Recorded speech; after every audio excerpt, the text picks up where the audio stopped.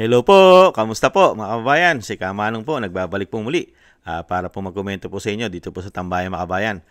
Magandang araw po, tanghali, hapon, gabi. Madaling araw po sa atin lahat. Saan man sulok ng ating bansa o mundo tayo naroon, naway maingatan po tayong lahat mga kababayan. Umpisahan na po natin, komentuhan po natin ito mga tambay. Ito pong umuugong na usapin sa Kamara mga tambay. Alam naman po natin sa House of Representatives ay papasok po ang 20 Congress. At dito po mga tambay, ang mga congressman na wala raw pong kabusugan, ang tinatawag daw po di umano mga crocs, mga buhaya daw po di umano, ay gusto na naman daw po makabalik. Ang tinatawag ng Vice President na tambaluslos mga tambay, ay napakarami raw po na sumusuporta at pipirma raw po o pumipirma o pipirma dito sa manifesto para po sa pagbabalik sa pagiging speaker po ng tinatawag ng Vice President na tambaluslos mga katambay. Pakinggan po natin ang balita at komentuhan po natin mga kababayan. Sa Kamara naman may pinapipirmang manifesto para suportahan ang liderato ni House Speaker Martin Romualdez. At live mula sa Batasang Pambansa, nangunguna sa balita si Marian Enriquez. Marian, ilang kongresista na ang pumirma sa manifesto para kay Speaker Romualdez? Yes, Jiggy, nasa 240 na nga ng mga kongresista yung pumirma dito sa Manifesto of Support para kay Speaker Martin Romualdez. Sa gitna nga yan, nung ugong o bali-balita, napapalitan daw si Speaker Romualdez. Actually, nakausap natin mismo si House Deputy Speaker or House Deputy Majority Leader at Iloilo 1st District Representative Janet Garin. At sinabi nga niya na mismo po siya ay pumirma doon sa manifesto. At dahil nasa probinsya, nasa Iloilo, nagpadala po siya ng kanyang e-signature. At sinabi rin niya na talagang kadalasan po every after elections may mga naglulutangang mga pangalan nga na gustong lumaban kumbaga dito nga sa pagka-speaker. At sinasabi niya ito yung tinatawag daw nila na point of negotiation kung saan maaari itong mga pangalang ito ay naghahangad, nagsisik po ng powerful positions. So yung mga tinatawag nga na maaari po ay committee chairmanship tulad ng Committee on Accounts, Committee on Appropriations, or even po itong pagka-majority leader. So sinabi po yan ni Garina, yan yung napapansin po talaga nila. Ang isa nga pangalan na lumutang na maaari pong lumaban sa pagka-speaker ay sinabotas Representative Toby Chanco na siya pong naging campaign manager ng Alyansa para sa Bagong Pilipinas ng Senate slate ng administrasyon. At actually nakausap daw mismo ni Garin si Chanco during ng campaign and even after the elections. At sinabi po niya na mukhang wala naman daw pong intensyon si Chanco na tumakbo sa pagka-speaker. At even yung isa pa na lumabas nga na pangalan, si Congressman or Negros Occidental 3rd District Representative-elect Albi Benitez, magbabalik po sa Kamara, lumutang din yung kanyang pangalan. And sinabi nga ni Garin, isa po yung kilalang stalwart ng Visayan Bloc, pero wala pa raw kumakausap sa kanila. Itong si Benitez, hindi pa raw sila kinakausap. Even her, hindi pa rin po niya nakakausap personally. Kaya ito nga yung mga sinasabi lang, lumulutang lamang ito after elections. Samantala, siniguro naman po nung magbabalik din sa Kamara na si Acobico Party List Representative-elect Alfredo Garbin Jr., si Pido, sinabi po niya na solid po yung suporta ng mayorya ng mga grupo ng party lists para po kay Speaker Martin Romualdez. At sinabi pa nga niya na maaaring hinihiwalay na po ni Chanco yung sarili niya sa super... Yan mga katambay, yan. Marami pa raw po suporta makukuha ang tinatawag ng tambaluslos mga katambay. Ano po ba ang problema natin kaya gusto po mapalitan ng taong bayan ng speaker? Ano po ba ang problema mga katambay? Ito po ang malaking problema po ng taong bayan. Pag po nagpatuloy di umano ang tinatawag na tambaluslos, lalong-lalo po sa pera taxpayer ng taong bayan. Ito po, pakinggan po natin ang ating Vice President.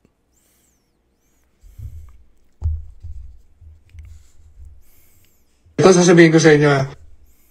Ang budget ng Pilipinas ay hawak lang ng dalawang tao. Hawak lang siya ni Congressman Zaldico at ni Congressman Martin Romualdez. Yan ang katotohanan. Halimbawa ko dito, medyo mahaba ito, kaya pagpasensyahan mo. Ang halimbawa ko dito, sa DepEd muna tayo.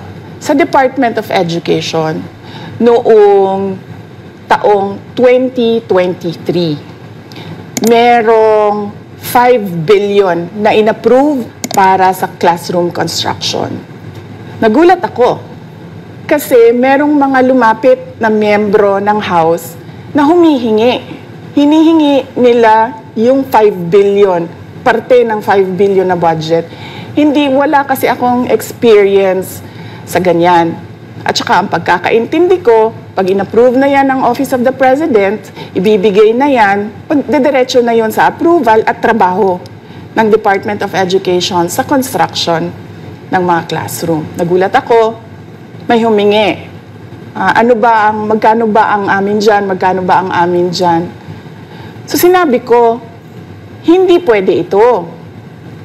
Kasi, ang mangyayari nito, hindi magagawa ng Department of Education ang trabaho namin na mag-construct ng classroom ayon sa classroom backlog at sa prioritization base sa backlog at sa classroom construction.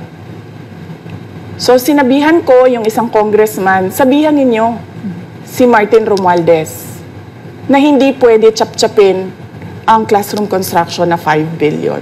Kaya kung makikita ninyo sa budget proposal na approved ng Office of the President, 5 billion yon. Pero nung lumabas yung GAA o yung budget approved noong 2023, naging 15 billion siya.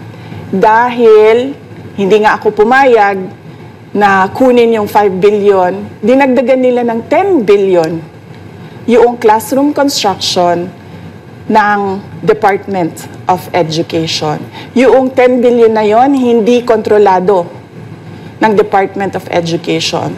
Controlled yon ni Congressman Zaldico at Congressman Martin Romualdez.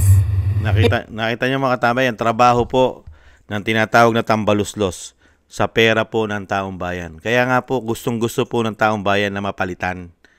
Dahil po sa ginagawa po, ginagawa po sa pera po ng taong bayan, sa pera ng taxpayer. Pero ngayon po, napakarami pong congressman, mga katambay, napakarami pong congressman na talagang tumatangkilik na naman dahil nga po buffet ang pera po yata dyan.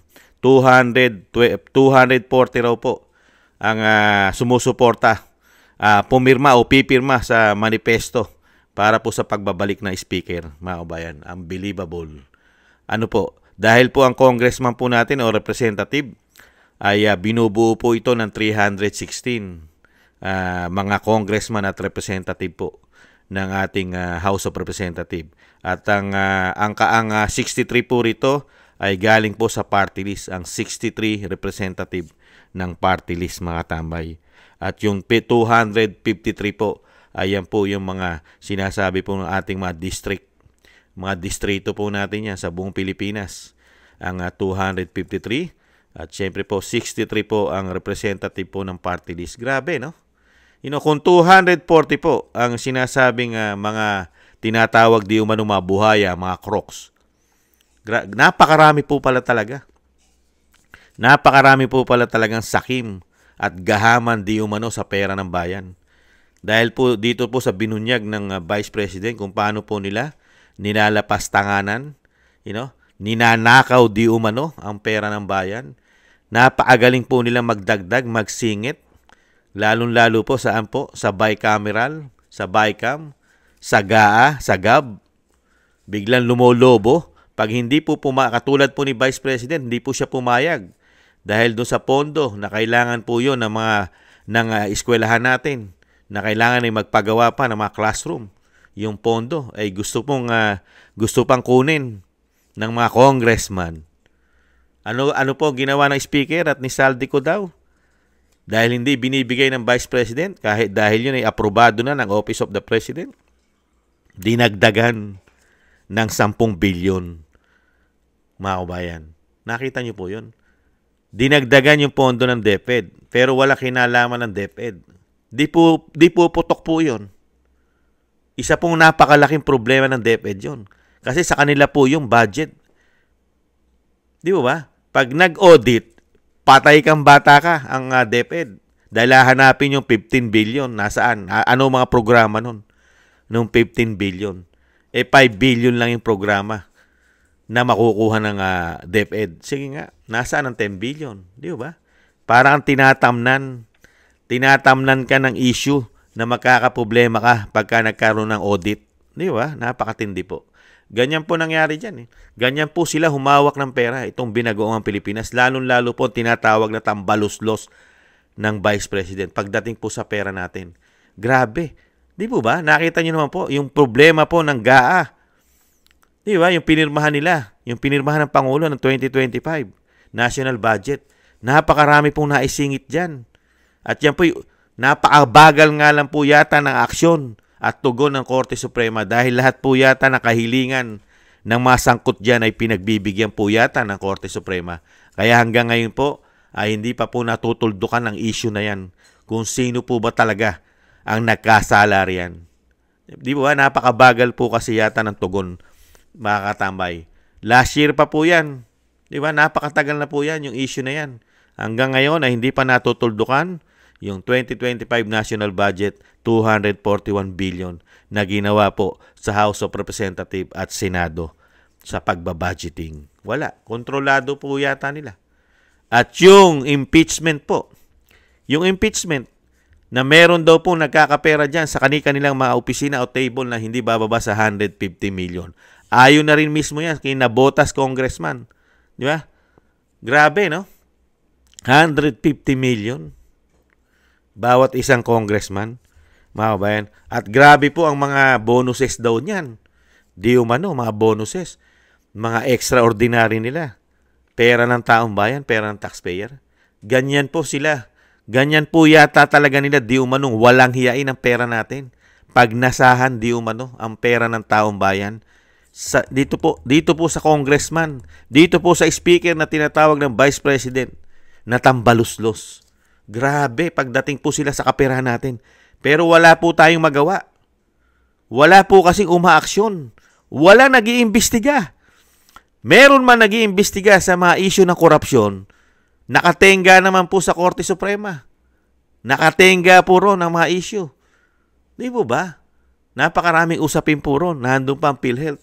Di po ba? Andun pa ang PDIC at kung ano-ano pa na issue ng kaperahan.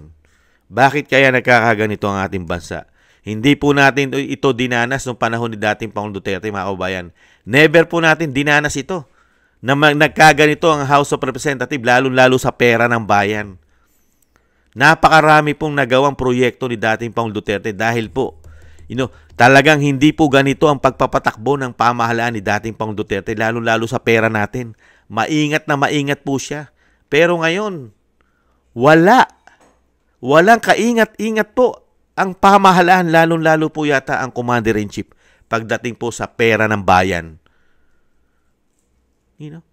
Matatapos na naman po, mga tambay. Gagawa na naman po yan. Pagkatapos po ng SONA, mga kabayan, gagawa na naman po ng 2026 budget po yan, ang 2026 national budget. Ang mga congressman at mga senador, panibago na naman po yan. Sila na naman po, mga kabayan. Sana, mga tambay, sana naman, bagay, iba na po kasi itong mga congressman yata natin ngayon eh. Dahil nakaranas po sila ng 3 taon. Kung gaano yata sila nagkaroon ng napakarami yatang pakinabang sa pera ng bayan. Dahil nagkaroon po tayo ng tinatawag ng Vice President na speaker na tambaluslos. Walang kabusugan daw po sa pera, di umano. Walang kabusugan. Lumalaki na nga. Sobra ng laki. Pero wala pa rin kabusugan daw po di umano sa pera ayon sa Vice President. Ang tinatawag na speaker na tambaluslos. Wala tayong magawa. Walang kumikilos. Ang men in uniform, wala rin kumikilos sa lahat na ganito nangyayari sa kaperahan ng bayan. Napakarami na pong pumutok na issue sa pera natin. Dating Pangulong Duterte, napakaraming pinasabog. Ang Vice President, mismo siya, naranasan niya kung paano po sila mag-budget at kung paano po sila gumawa ng mga extraordinary na pera ng taong bayan. Natuklasan po yan ng Vice President. Napakarami niya po natuklasan. Kaya, kaya nga pinupush niya si Pulong na maging speaker man lang para mabago ang imahe at maitama ang mali at maprotektahan ang pera ng taong bayan sa House of Representatives at Senado. Pero hindi po pala mangyayari. Dahil napakarami po palang congressman. Tumakbo lang po pala sila. Hindi po para protektahan ang ating pera. Kung hindi po pala di umano para pagsamantalahan ang ating pera di umano. Naging politiko lang po pala sila Tumakbo lang po pala silang mga tumakbo lang po silang lingkod bayan di umano, para lang po pala di umano sa pakinabang, para po pala magkamal, yumaman, dumami ang kayamanan sa lapi, di umano nila. Kaya pala sila naglilingkod. Nakita niyo po, napakaraming pera ang nalulustay, hindi naman nalulustay di umano, nailalagay naman po yata sa kanilang mga vault, sa kanilang napakalalaking vault di umano. At yung kanila pong mga naglalakihang account, meron sa labas ng bansa di umano, at marami rin po sa loob ng bansa di umano. Grabe, no? Mga tambay, nakakalungkot lang po yung ating pong kaperahan. 3 taon na po na napakaraming issue pagdating sa pera na tinatawag na tambaluslos, ang kumokontrol ng pera ng bayan. Pero babalik na naman ang tambaluslos dahil dito sa mga congressman na pipirma, 240 raw ang inaasahan, na pipirma, susuporta muli, manifesto, ibibigay nila ang suporta sa tinatawag na tambaluslos. Nakakatakot po, nakakaawa ang ating bansa sa pera. Naghihirap na tayo, pero sila, pera natin ang pinagsasamantalahan para po sa kanilang mga pangsariling interest lamang yata, mga katambay. Grabe, no? Binabaon pa tayo sa utang. Grabe na po ang utang ng bansa. Pero wala pong progresibo. Wala pong nahihita ang mga Pilipino, lalong tayong mahihirap. Lalo po tayo naghihirap. Pero binabaon tayo sa utang, sa kabila na tayo lalong naghihirap. Baon pa tayo sa utang. Ang programa po natin, dinala tayo ng 3 taon sa isang damukal na ayuda. Nagamit pa, vote buying daw po. Grabe, no? Nakakalungkot. Sana hindi magtagumpay itong sinasabing 240 congressman na talagang hindi yata silaw sa pera ng bayan. Unlimited na naman sila. Tuwan-tuwa na naman. Buffet na naman pag nakabalik po ang tambaluslos na tinatawag ng Vice President. Kawawang si Juan de la Cruz. Patuloy na naghihirap at patuloy na lumalaki ang buwis. At kahirapan naman ay sinusukli nila. At baon pa tayo sa utang. Grabe mga kababayan. Unbelievable. Maraming salamat po mga kababayan sa mga nagusto po ng ating tambayang makabayan sa YouTube at TikTok. At thank you rin po sa ating pong mga taga-subaybay na gusto po na inyong maliit na tambayang makabayan. At thank you po at shoutout po sa lahat po ng ating mga subscribers. Maraming salamat po sa inyong lahat. Thank you po. At thank you rin po at shoutout din po sa ating mga tagapakinig at syempre po sa mga nagbibigay ng mga tulong at biyaya sa inyong lingkod. Thank you po sa mga biyaya.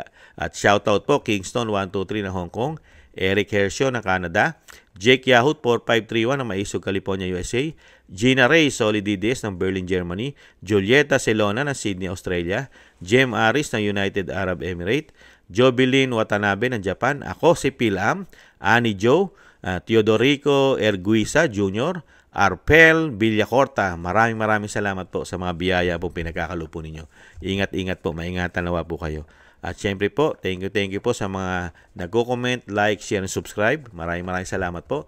At syempre po, isama po natin sa dasal at panalangin ang pag-iingat po ng dating Pangulong Duterte at ang Vice President, Pamilya Duterte, na maingatan po sila, lalo po ang kalusugan ng dating Pangulong Duterte na nawa po ay makauwi sa lalong mabilis sa ating bansa, mga kababayan. Isama po natin sa dasal at panalangin.